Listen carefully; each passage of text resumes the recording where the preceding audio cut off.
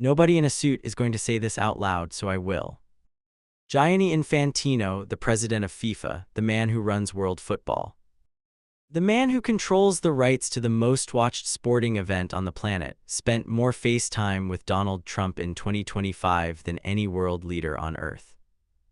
That is not a metaphor, that is not an exaggeration for effect. Politico counted the meetings, 7 separate public appearances between the FIFA president and the US president in a single year.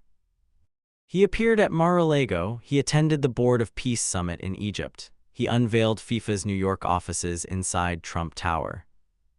He showed up at a UFC event in Miami and sat ringside next to Trump like they were old friends at a boxing match, which in a sense they were.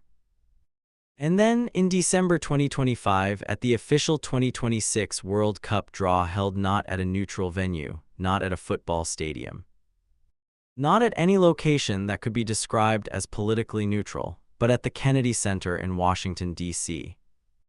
The same building Trump had recently renamed after himself. Infantino presented the sitting president of the United States with a prize he invented specifically for him. After Trump expressed frustration at being overlooked by the Nobel Peace Prize Committee, Infantino created the FIFA Peace Prize. He created it from nothing. He awarded it to one person. He chose Donald Trump. And he did it 2 months before a World Cup in which fans from 39 countries, including 4 competing African nations, had been banned or effectively barred from entering the host nation. That is the story, not the $15,000 bond, not the visa paperwork. The story is that the man running world football, a man whose organization's statutes require him to remain neutral in matters of politics, spent 12 months publicly courting a president whose immigration policies were dismantling the fundamental premise of the World Cup. And when those policies began to exclude tens of thousands of African fans from attending their own team's matches, FIFA's response was to negotiate quietly. Announce a partial waiver too late for most people to use and call it a win.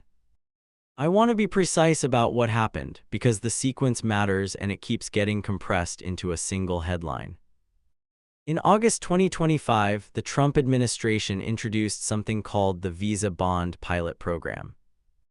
Citizens of 50 countries identified as having high visa overstay rates, would now have to post a cash bond of between $5,000, $10,000, or $15,000 to obtain a standard tourist visa to enter the United States. 5 of those countries had qualified for the 2026 World Cup: Algeria, Cape Verde, Ivory Coast, Senegal, and Tunisia. These are not peripheral nations in this tournament. These are 5 of the 10 African teams competing at a World Cup that had celebrated the inclusion of a record African contingent as one of its signature achievements. The bond was introduced in August 2025. Tickets for the tournament went on sale through FIFA's own platform. FIFA continued to sell those tickets. They sold them to fans from Algeria. They sold them to fans from Senegal. They sold them knowing that those fans were now legally required to post up to $15,000 as a condition of getting a visa, a sum that, for context, represents more than a year's median income in Senegal and in Cape Verde and in Ivory Coast. FIFA sold the tickets anyway. Then, separately in December 2025, the same month Infantino was handing a peace prize to Trump at a ceremony in Washington. The travel ban affecting multiple countries was expanded. Ivory Coast and Senegal were added to the list of nations facing partial restrictions, not the bond now, a ban. A declaration by the U.S. government that ordinary citizens of those countries could not obtain visas to attend matches on American soil. Players and coaching staff were exempt, fans were not. FIFA knew about this expansion in December 2025. There are fans from those countries who bought tickets before December. There are fans who bought tickets in January 2026, in February, in March. Because FIFA continued to sell them. Because FIFA's website did not display a prominent notice saying, "If you are Ivorian or Senegalese or Haitian, the host nation of this tournament has told us it does not want your people here." Because that notice would have made the entire project look like what it increasingly was, I want to give you the number that matters most, and I want you to hold it against what came next. By early April 2026, 8 weeks before the tournament began, U.S. officials estimated the number of World Cup fans actually caught by the $15,000 bond requirement at approximately 250 people. 250 in a tournament claiming 500 million ticket requests. The bond that generated months of global outrage, that was framed as the central injustice of this World Cup, affected roughly 250 individuals who had actually gone through the process of applying. The travel ban affecting Ivory Coast and Senegal, the one that was expanded quietly in December, affected entire national populations. The bond was the story everyone talked about. The ban was the thing that actually worked.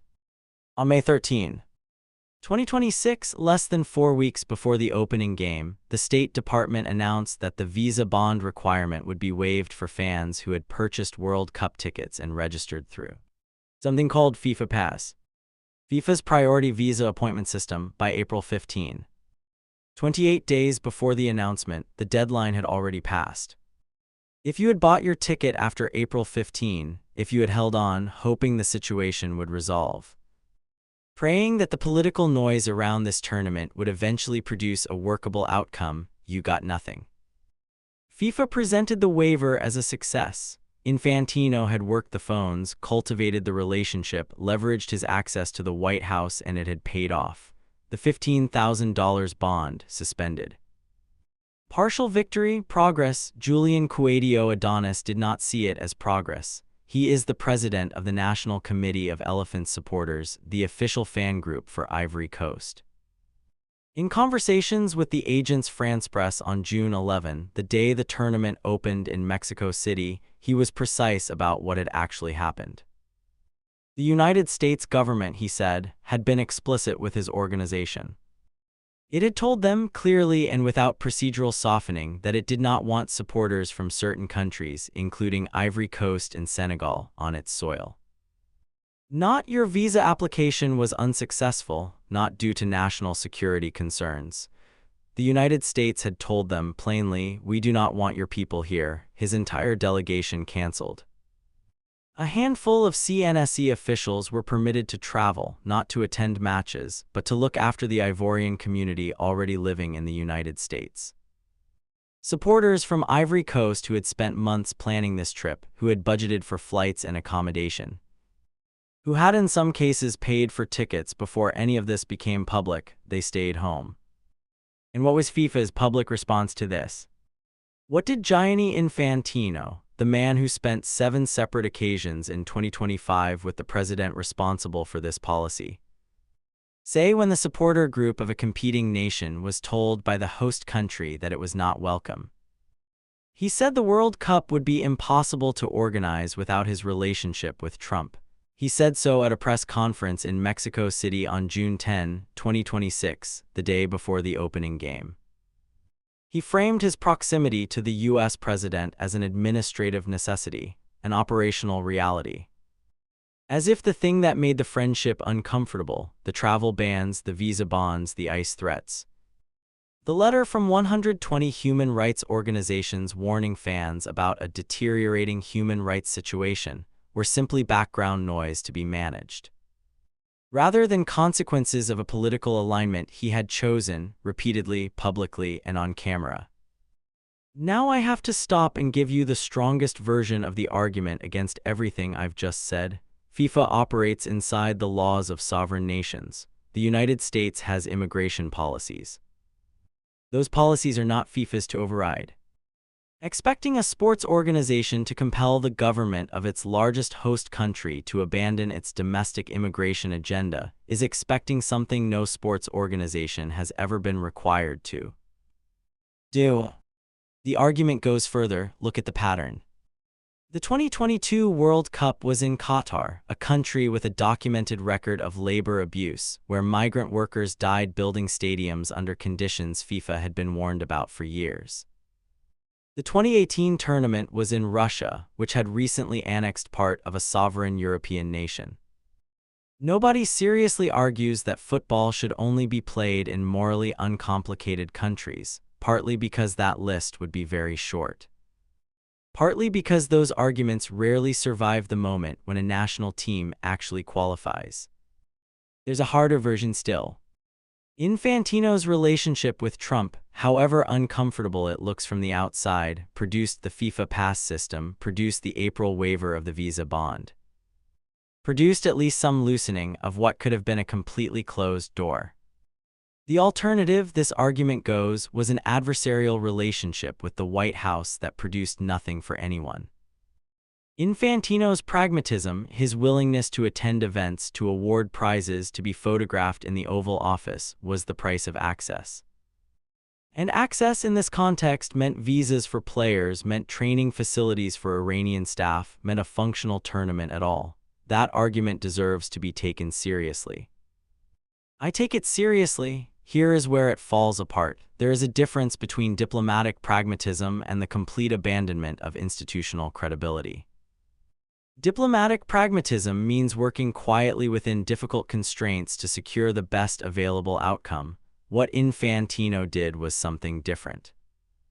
He created a prize from nothing, awarded it to a man whose administration was simultaneously implementing the most exclusionary World Cup immigration policy in modern history, and he did it publicly.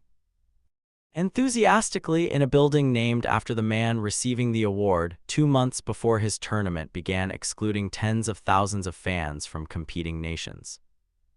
He did not do this quietly. He put the medal around Trump's neck on live television. FIFA's own statutes, Article 19, state that the organization shall remain neutral in matters of politics. Norway's Football Federation president, a human rights lawyer, filed a formal ethics complaint against Infantino over the Peace Prize in December 2025. That complaint is still pending. FIFA's ethics committee has not, as of this recording, resolved it. The diplomatic pragmatism argument also runs into a specific number.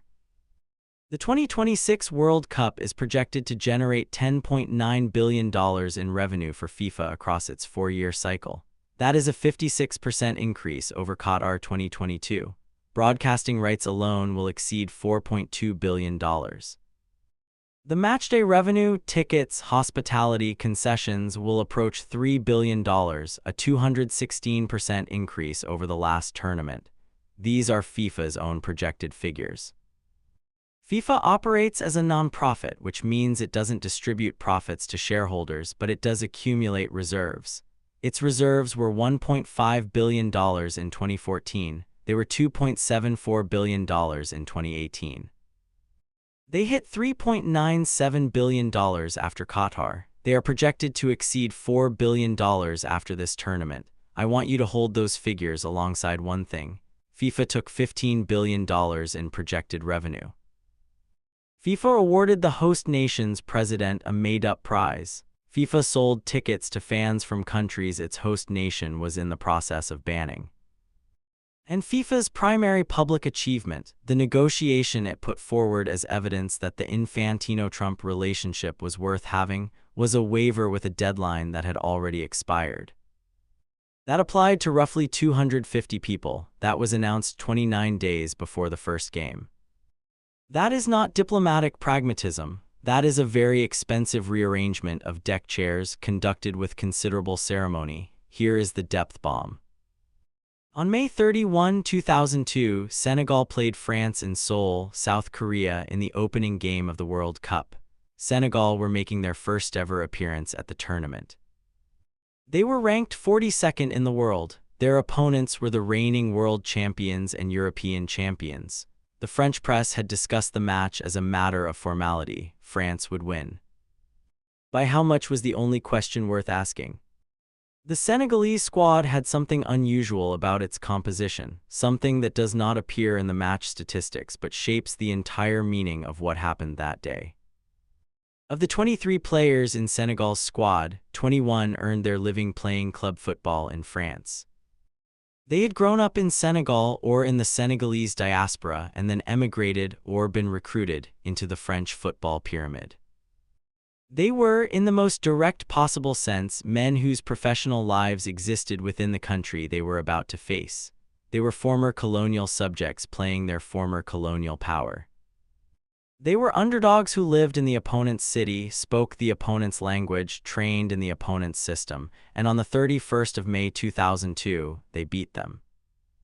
Papa Bouba Diop scored in the 30th minute. He took off his shirt, carried it to the corner flag, laid it down on the grass, and his teammates formed a circle and danced around it. It became one of the iconic images of World Cup history. It was a celebration that the African diaspora and the African continent understood instinctively as something beyond football. Former French colonial subjects playing the former colonial power on the world's biggest stage on their first ever attempt and winning. The French team didn't score. The French team went home in the group stage. Senegal went to the quarterfinals.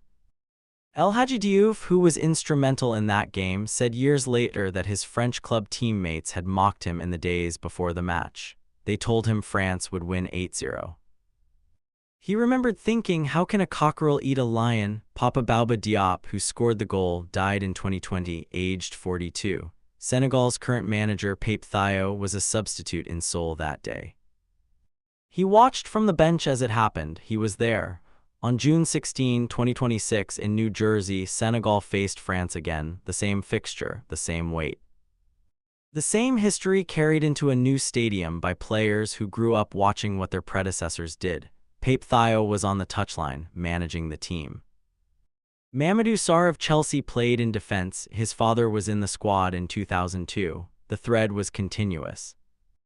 And for the first time in Senegal's 4 World Cup appearances, not one single official fan delegation from home was in the stadium to see it. For the first time since 2002. For the first time since 2018. For the first time since Qatar 2022, where they still managed to send their people. The Senegalese Football Federation confirmed it explicitly. Their communications advisor told AFP, "This is the first time we will not be sending a delegation because of restrictions linked to the granting of visas by the United States, not because of cost. Not because of distance, because the co-host of the tournament looked at the country of Senegal and decided its people were not welcome on its soil." Djibril Gueye, a Senegalese supporter who was interviewed in Tangier during the Africa Cup of Nations in January 2026, had tickets. He had them purchased. He also held French citizenship, which meant technically he could have traveled. He chose not to. He told reporters, "I have the impression it's all about the business world." They completely ignored the grassroots aspect. He meant FIFA, he meant the tournament. He meant the machine that had built its entire identity around the idea of football uniting the world. And then, when the host nation announced it did not want the world, continued to sell tickets to the people it was shutting out. There is a Senegalese goalkeeper named Jocelyn Diaz who plays for Cape Verde and goes by the nickname Vozinha. He is 40 years old. On June 16, the same day Senegal were playing France without their fans, he had already made 7 saves to hold Spain to a goalless draw in Cape Verde's first ever World Cup match.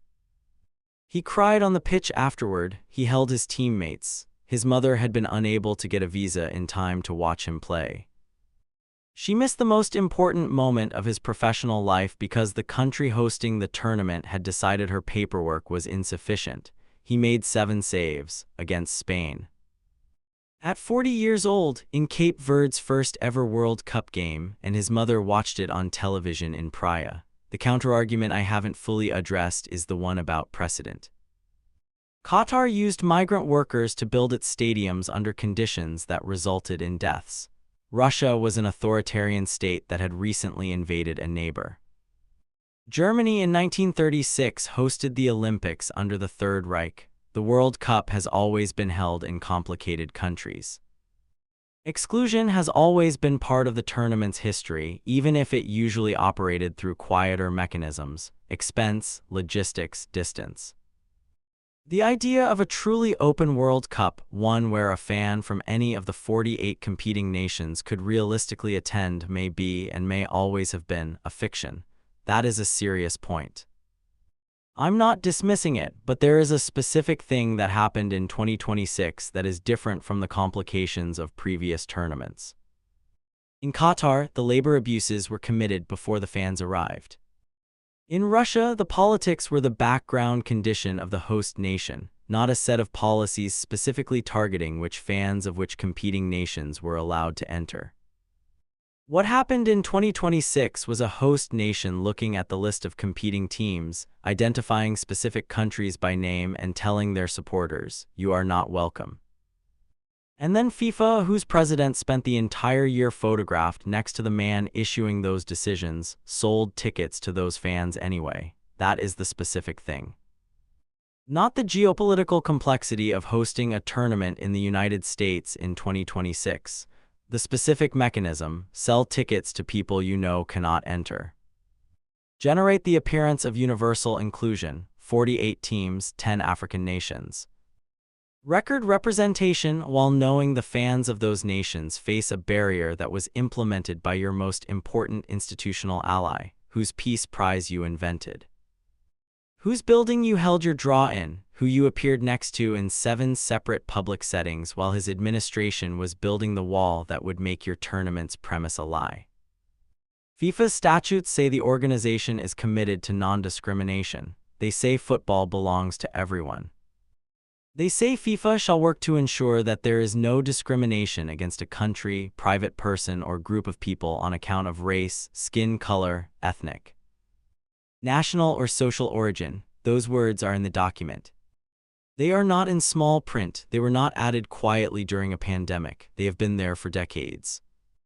The president of Norway's Football Federation, Lars Epson Schmidt, cited those words explicitly when he filed his ethics complaint. He said the Peace Prize awarded to Trump violated FIFA's political neutrality requirement. He said it breached the code that Infantino is bound by. That complaint was filed in December 2025. The tournament started in June 2026. The committee had not ruled. What I cannot verify is what Infantino said in private. I don't know what conversations happened at the White House meetings we weren't invited to. I don't know whether he privately argued for broader protections for African fans and was refused. I don't know whether the partial waiver he obtained was the best that was achievable in the circumstances, or whether more was possible and not attempted. Honest journalism requires acknowledging what you don't know. What I do know is what was public: 7 appearances, Trump Tower offices, a made-up prize awarded on television. A partial waiver announced on May 13 with a deadline of April 15. And on the morning of June 11, when the tournament opened in Mexico City, a fan group for a competing African nation confirming that the United States had told them explicitly, not procedurally, explicitly, that it did not want their people here. I started this with 2 stories. Let me bring them together because they are the same story. 1. A man named Papa Bouba Diop places his shirt by a corner flag in Seoul in 2002, and 23 years later he's gone. And the country he represented stands in New Jersey, preparing to play the same opponent with nobody from home in the stands. 2. Gianni Infantino places a medal around the neck of the man whose administration ensured that outcome, smiles for the cameras in the building that man renamed after himself. And later that night flies home to Zurich or Doha or wherever FIFA's president sleeps, with $10.9 billion in the revenue projection and a partial waiver in the press release. Those are not 2 separate stories about the 2026 World Cup. They are one story told from opposite ends. The end where football is a shirt on a corner flag and a mother watching her son from thousands of miles away because a superpower decided her passport was insufficient. And the end where football is a line item in a revenue projection, a relationship to be managed, a prize to be invented. I don't know how you reconcile those 2 versions of the same game. I'm not sure you can. What I know is that somewhere in Dakar or Abidjan or Praia, there are people who loved this tournament more than FIFA did, who saved for it, planned for it, bought the tickets, and were told not by fine print but by a government speaking plainly in clear language, through an official channel, that they were not welcome in the country that was supposed to be hosting the world. FIFA cashed the check, the rest of the world got the bill.